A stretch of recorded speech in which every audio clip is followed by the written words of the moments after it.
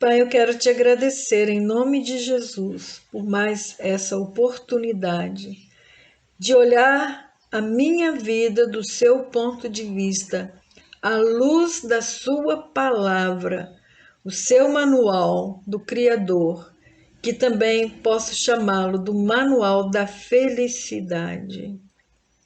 Te peço que o Senhor nos ajude neste encontro, nesta aula, a eliminar tudo aquilo que faz com que eu me veja diferente da pessoa que o Senhor me vê. Que o Senhor possa abrir o meu entendimento, que o Senhor possa me dar compreensão exata, bem clara dos seus valores e daquilo que de fato é importante para mim, para que eu viva uma vida bem-sucedida, uma vida feliz. Te peço que abençoe também os irmãos que estão nos acompanhando e que, porque tu conheces a necessidade de cada um de nós e tu tens como suprir essas necessidades. Só tu tens como suprir essas necessidades.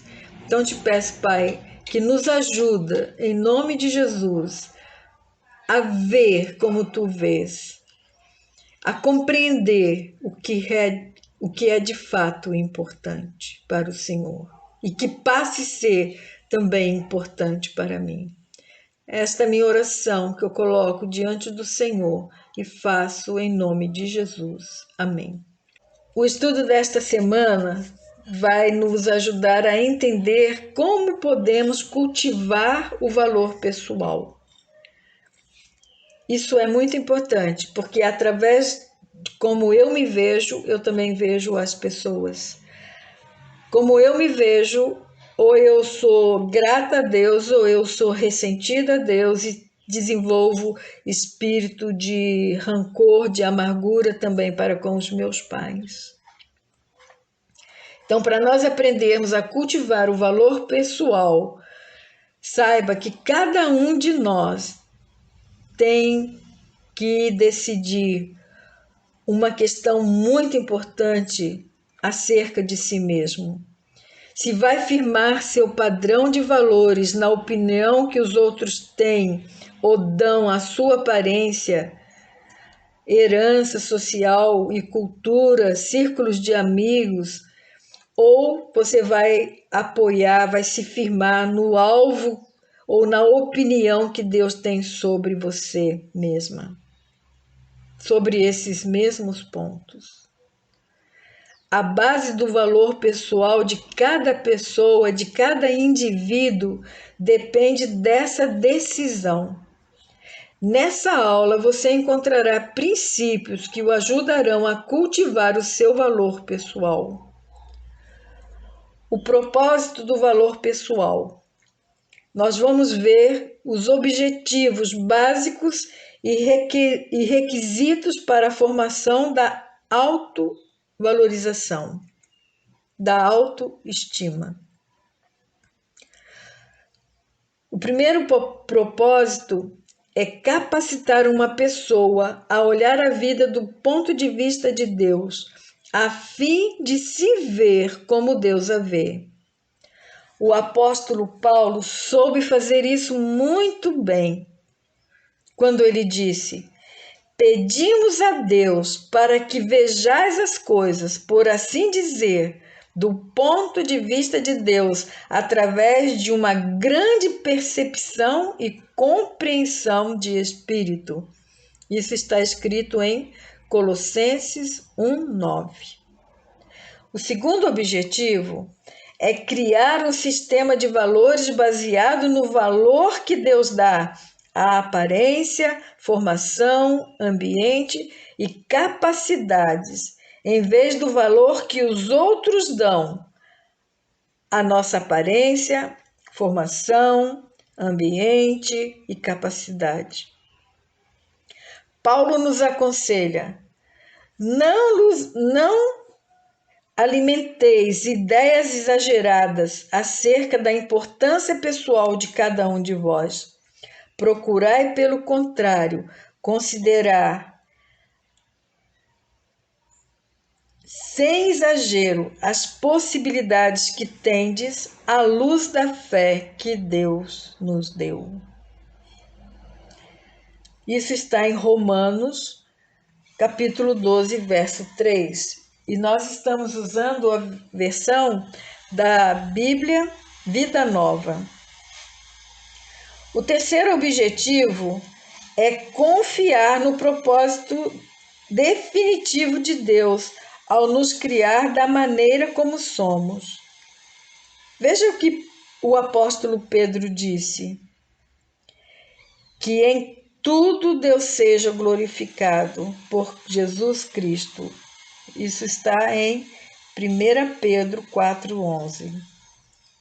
O quarto propósito é permitir que Deus identifique a mensagem da nossa vida, a mensagem singular que Deus dá a cada pessoa para um propósito particular, baseado nas vitórias sobre defeitos anteriores e pontos fracos da nossa vida, que agora estão integradas à nossa atual vivência com o Senhor e ao discernimento obtido pelo estudo pessoal das Escrituras. Olha que Paulo diz em 2 Coríntios 1, 3-8. É Ele que nos conforma, é Ele que nos conforta nas nossas tribulações, para que, em igual circunstância, possamos também confortar o nosso semelhante. Paulo conta a sua experiência, da sua própria experiência. Paulo tinha um problema de visão muito séria. Terceiro propósito de Deus e dessa lição é para nos ajudar a vencer a amargura contra Deus. Pois se uma pessoa está ressentida com Deus pela maneira como Ele a fez, é muito difícil confiar o resto da sua vida a Ele. É mais fácil que duvidemos do interesse pessoal de Deus pela nossa vida do que confiar o resto da nossa vida a Ele. Esse é um problema básico, pois frequentemente causa ressentimento contra outras pessoas, como culpar os pais por alguma deformidade que tenha. Vejamos como Paulo trata o problema. Romanos 9, 20 e 21. Mas, ó homem, quem és tu que a Deus replicas? Porventura a coisa formada dirá que formou, por que me fizeste assim? Ou não tem o oleiro poder sobre o barro, para da mesma massa fazer um vaso para a honra e outro para a desonra? A imagem interior do valor pessoal de um indivíduo tem uma influência direta em sua atitude para com Deus, pais e outras pessoas em sua vida. E a sua capacidade de fazer amigos também é afetada. Talvez você conheça pessoas que não têm amigos, que são solitárias. Saiba ajudá-las. Ela precisa ver que ela está fazendo algum tipo de comparação, que ela está tendo um sentimento de inferioridade. E ela precisa entender que Deus a criou daquele modo, porque Ele tem um propósito singular para a sua vida. Existe uma época em nossa vida que achamos ser impossível fazer tudo o que Deus quer. Temos medo de entregar toda a nossa vida a Ele, porque pensamos que Ele vai nos pedir para fazer alguma coisa que seja realmente impossível. Isso indica que nós não confiamos em Deus e adquirimos um comportamento rebelde e crítico. Com essa atitude, nós ficamos o tempo todo desafiando a Deus, duvidando que Ele possa conseguir qualquer coisa da gente. Mas quando decidimos confiar em Deus, Ele vai dar um sentido à nossa vida, Ele vai torná-la relevante, significativa. Vejamos Efésios 2:10. O fato é que tudo que somos devemos à mão de Deus, que nos cobre, e que somos suas feituras em Cristo e fomos criados para aquelas boas ações que Deus planejou, que havia de ser executadas por nós. Em outras palavras, Deus me criou da maneira que sou para cumprir um propósito, e você não é diferente. O texto está no presente. Para quê? Para nos mostrar que ele ainda está trabalhando, que ele ainda não completou a obra, que nós ainda não estamos prontos, não estamos completos. Deus ainda está trabalhando na nossa vida cristã. E ele disse que é fiel para completá-la até o dia de Cristo Jesus. Eu quero voltar a uma pergunta que fizemos logo no início do curso. Há algo em sua vida que, se pudesse mudar, gostaria de mudar? Então faça a si mesmo a seguinte pergunta: pode ser mudada? Pois há coisas em nossa vida que não podem ser mudadas, pois nós não temos controle sobre elas. Eu não posso mudar a minha aparência e também não consigo mudar a maneira como fui criada. Não posso mudar também o ambiente. Tudo isso são coisas imutáveis. E se eu começar a comparar com as pessoas que eu admiro, a sua capacidade, eu vou desenvolver um espírito de inferioridade. E saiba que a inferioridade é um subproduto da comparação. Então, inferioridade é um subproduto da comparação. Se comparar, fará você se tornar ou superior ou inferior. Veja bem, Satanás fica buscando fazer com que eu me compare com as pessoas, porque ele quer que sejamos iguais. Ele quer que todo mundo seja igual, porque é mais fácil manipular. O mundo diz que todos nós temos um pouco de louco, mas Deus diz que somos normais. Preste atenção. A anormalidade surge quando transgredimos os princípios daquele que nos criou. Você e eu devemos colocar nossos valores nos valores que Deus coloca em nossa vida. Ou vamos colocar valor naquilo que as pessoas pensam de mim e naturalmente isso vai criar uma inferioridade. E a inferioridade é uma coisa muito séria. Há muitos sintomas que aparecem em nossas vidas quando sentimos esse complexo de inferioridade.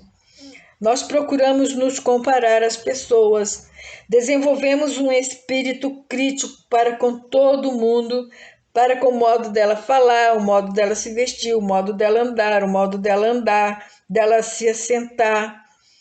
E nós vamos fazer coisas que são piores ainda. E uma dessas coisas piores é que nós vamos ter muita dificuldade para confiar em Deus. Porque se eu creio que Deus já atrapalhou uma boa parte da minha vida, também creio que Ele vai dificultar muito mais o restante da vida que me falta. A partir desse ponto de vista de desconfiança do interesse de Deus, que Ele tem um interesse real por mim, pela minha felicidade, eu acabo decidindo a ser eu mesma a condutora da minha vida. Eu decido eu mesmo tomar as minhas decisões e eu vou dirigir a minha vida do meu jeito, do meu modo, do jeito que eu quero. Então, nós começamos a desenvolver um valor de sistema baseado na aparência do que os outros vão pensar a nosso respeito.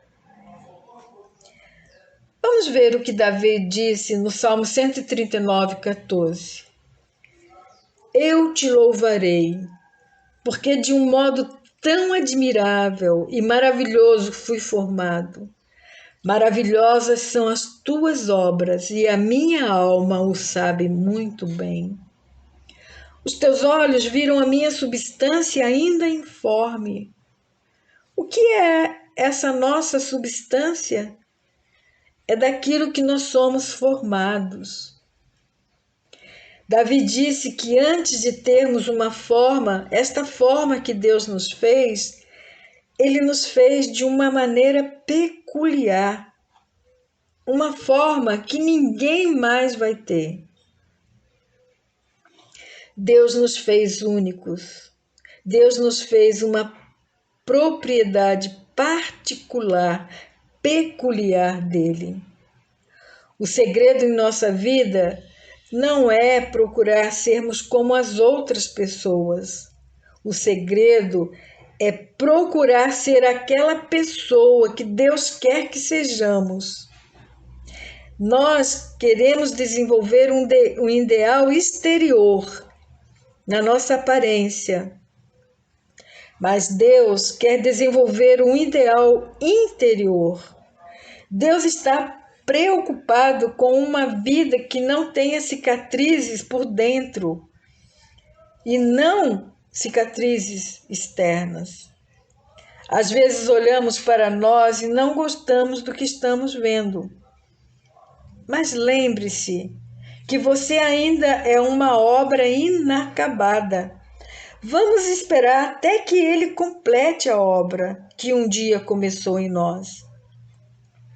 Se nós não confiarmos em Deus para completar a obra, por melhor que fizermos, por melhor que sairmos fazendo, saiba que isso será apenas uma mera imitação e muito barata da obra que seria nas mãos de Deus, pois Ele é o artista que sabe como vai completar esta obra. A verdadeira beleza da pessoa é aquela que está no interior. Existem pessoas que são muito bonitas em sua aparência, mas quando a conhecemos melhor, descobrimos que elas são amarguradas, que elas são orgulhosas, que ainda que no externo ela seja bonita, no interno ela é feia, não é verdade? É por isso que somos especiais para Deus, pois para Deus não há deformidade. Ele olha para nós exatamente do jeito que Ele gostaria que nós fôssemos. Por quê? Porque para Deus você é muito especial, mesmo havendo alguma deformidade física. Porque quando permitimos que Jesus Cristo viva sua vida através de nós e tenhamos a sua humildade, um coração cheio de amor, amoroso, e um espírito perdoador, e um espírito manso, tendo coragem de admitir quando erramos, tendo pensamentos limpos, nós seremos pessoas atraentes, não pelo exterior, mas pela beleza interior.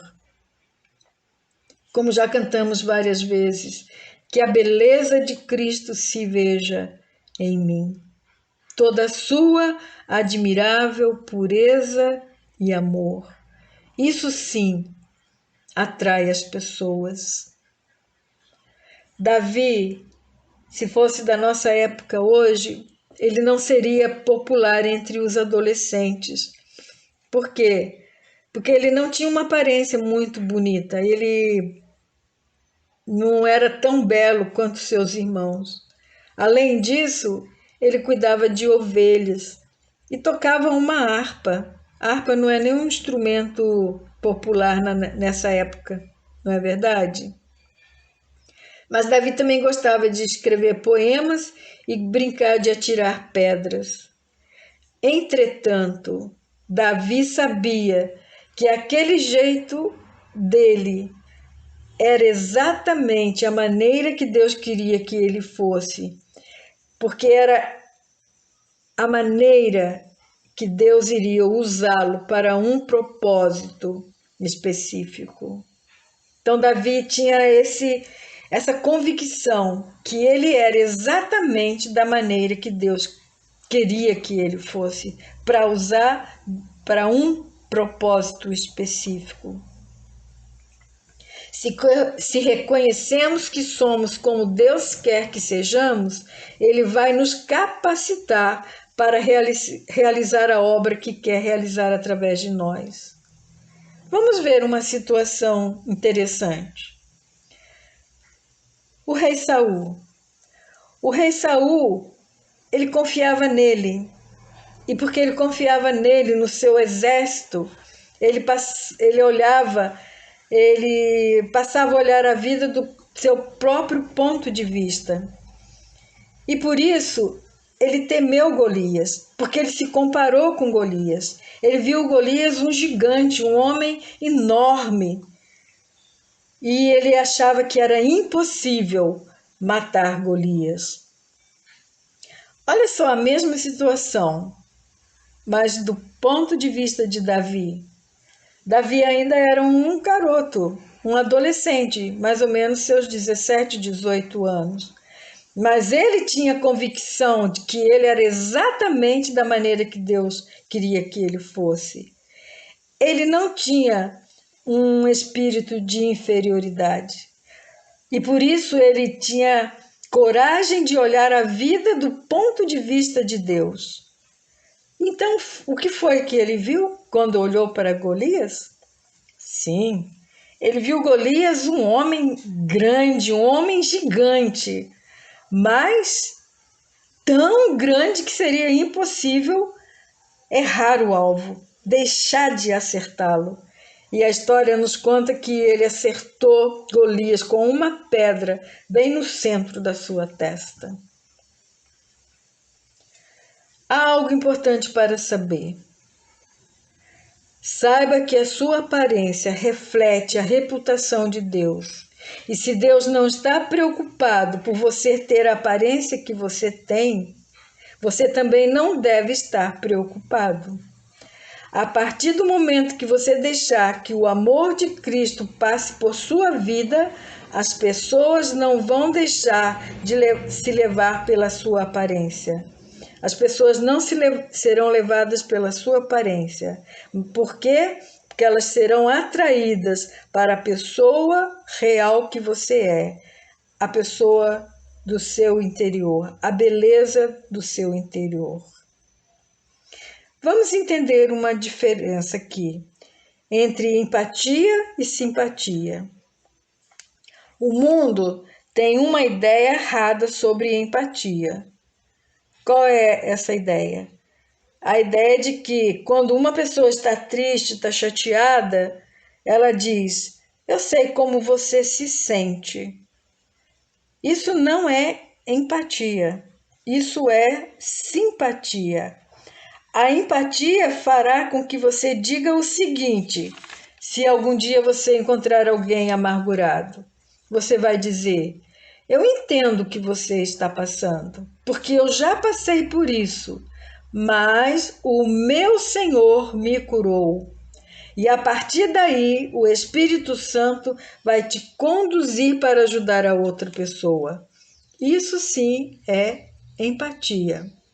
Então, se de alguma maneira estamos amargurados com Deus por algo que aconteceu que você não teve controle e nem seus pais, você precisa fazer a correção.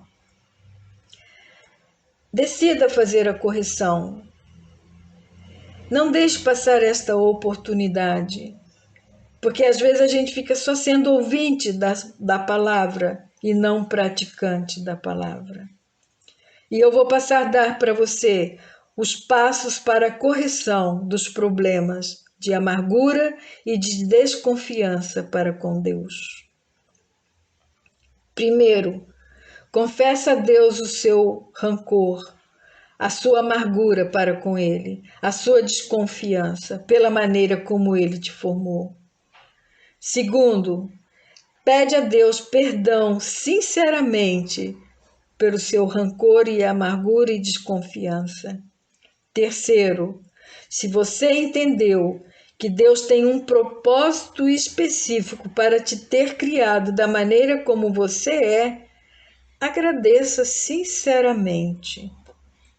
Quarto, se proponha a ser a pessoa que Deus quer que você seja e trabalhe com Ele para terminar esse poema inacabado. Seja um agente ativo, participa, coopere com Deus. Quinto, se proponha a começar a ajudar os outros a dar testemunho do que Deus lhe fez. Ore a Deus e pergunta para Ele se há alguém que você pode ajudar. E se há, Deus trará. Fala, Senhor, traga essa pessoa para que eu possa dar testemunho do que o Senhor fez na minha vida. Qual será o resultado?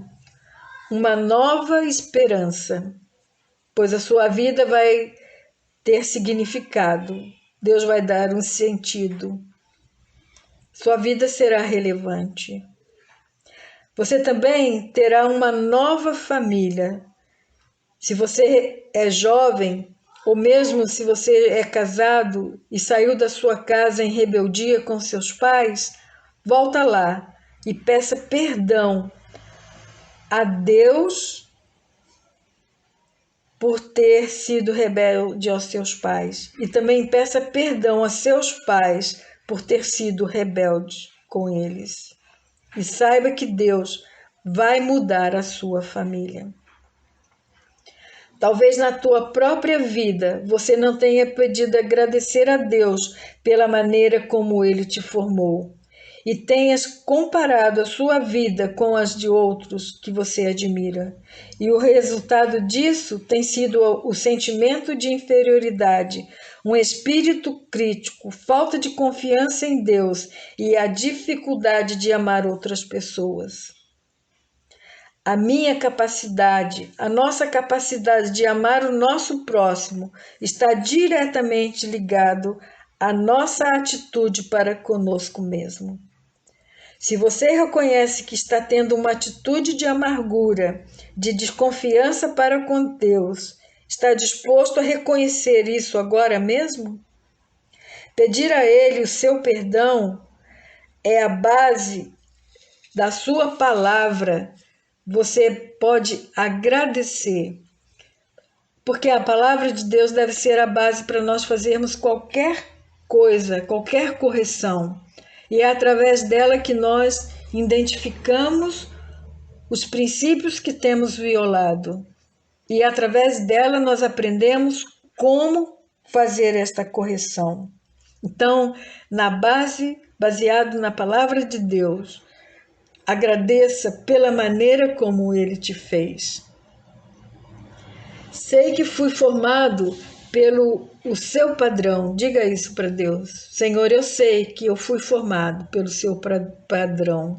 Eu sei que tu me equipaste para eu fazer tudo aquilo que desejas que eu faça. Estou pronto para colocar a minha vida totalmente nas tuas mãos, para cumprir o que o Senhor quer. Também agradeça a Deus, pois eu agradeço, Senhor, por qualquer uma das fraquezas que eu tive e eu demonstrei durante a minha vida. E eu sei que tenho sido uma pessoa que desconfia de ti e que tem tido sentimentos de inferioridade, porque eu vejo que há pessoas diferentes, mais capazes do que eu.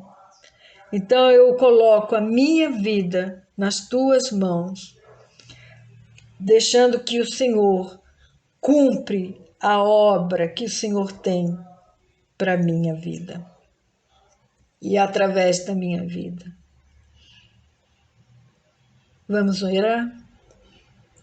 Senhor, eu te agradeço por cada um de nós que está ouvindo esta aula. Eu te agradeço pela forma como nós fomos formados, pela maneira maravilhosa que o Senhor nos formou. Senhor, eu sei que tu se interessas por cada um de nós, pelos aspectos da nossa vida.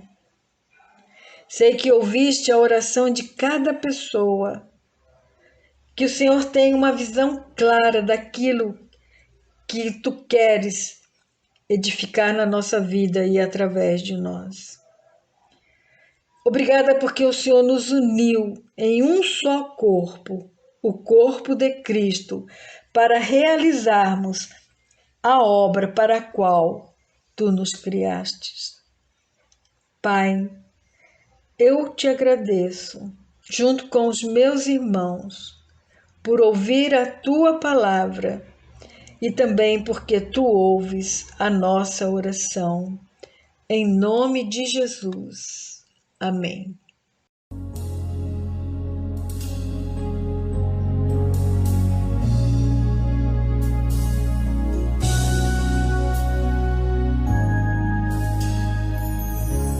Aos olhos do Pai, você é uma obra-prima que Ele planejou. Com suas próprias mãos pintou a cor de sua pele, os seus cabelos desenhou cada detalhe num toque de amor. Aos olhos do Pai, você é uma obra-prima que Ele planejou. Com suas próprias mãos pintou a cor de sua pele,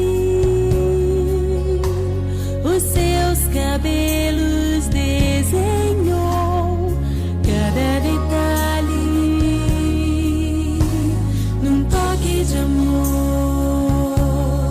Você é linda demais, perfeita aos olhos do Pai. Alguém igual a você não vi jamais. Princesa linda demais, perfeita aos olhos do Pai. Alguém igual a você não vi jamais. Aos olhos do Pai, você é uma obra-prima que Ele planejou. Com suas próprias mãos pintou a cor de sua pele, os seus cabelos desenhou cada detalhe num toque de amor.